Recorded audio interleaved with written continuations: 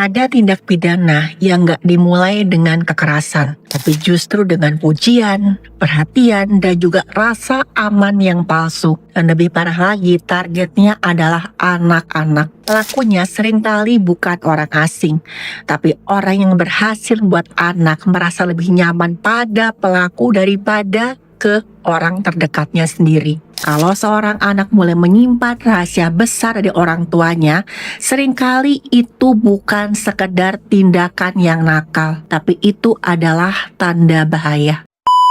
Ada salah satu kasus yang pernah saya tangani. Ada seorang anak perempuan, sebut saja inisial D. Dia kenalan dengan seorang laki-laki lewat media sosial. Dan sebut saja laki-laki itu inisialnya R. Dan R ini usianya sudah dewasa. Awalnya, R cuman memuji foto dan video yang sering diposting oleh D di media sosial.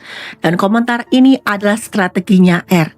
Dia mencari target yang kesepian di dunia nyata, perlu validasi dan kurang perlindungan. Tahap paling awal dari manipulasi yang dilakukan oleh para pelaku. R kemudian mengirim pesan pribadi.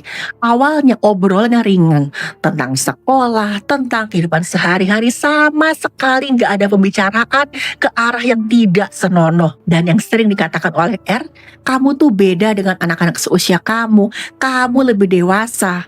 Atau saya tuh bangga deh punya teman seperti kamu. Dia pun mulai merasa nyaman karena puja dari R ini memicu dopamin dan oksitosin pada otaknya.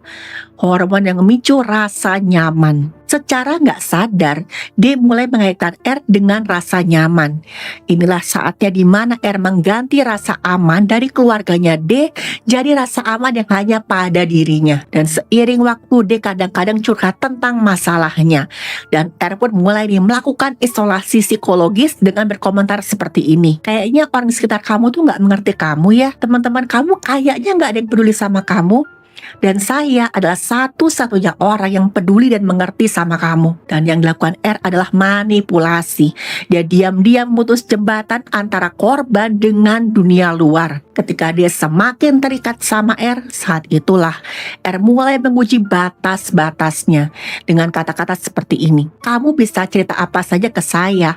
Bahkan hal yang kamu rasa membuat kamu malu ketika kamu bicarakannya dengan orang lain. Termasuk hal-hal yang tabu. R mulai nanya tentang tubuhnya D, tentang rasa ingin tahu D tentang tubuhnya sendiri. Dan setelah itu R bisa aja mulai mengirim gambar-gambar yang seharusnya tuh nggak pantas.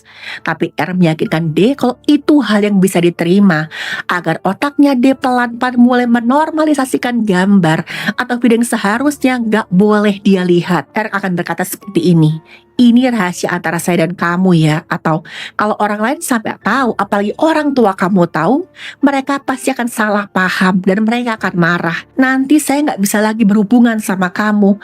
Atau lebih parah